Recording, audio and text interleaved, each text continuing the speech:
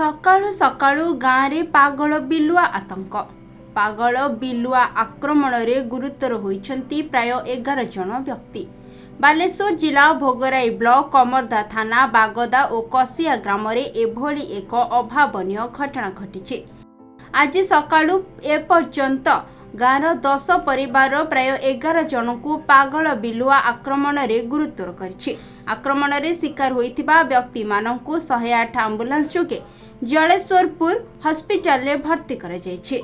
अन्यपटे सामान्य आहत होइथिबा किछि व्यक्ति को प्राथमिक चिकित्सा करा जाउछि। तेबे पागल बिलुआ को गाँ लोके काबू करिबा पई प्रयास आरंभ करिसेंती।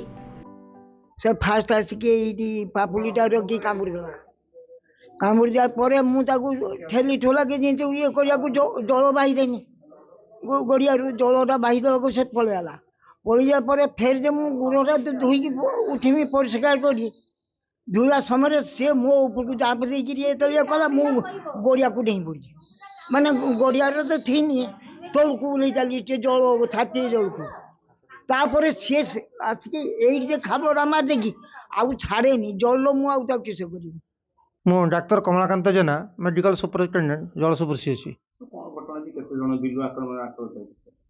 आज सकाळे 13 जन लोक आसुचंती आउ समस्त को बिलुआ कामुड़ी से भोगरी ब्लॉक कसिया डेमुरिया गाँव बर्तमान आमको समस्त प्राथमिक चिकित्सा करूँ और समस्त को एंटी माने वैक्सीन विथ इम्यूनोग्लोबुलिन देचु और समस्ते ये रही चिकित्सा होती।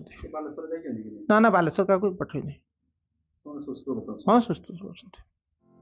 बालेश्वर चिन्मय कुमार दास का रिपोर्ट खबर ओडिशा।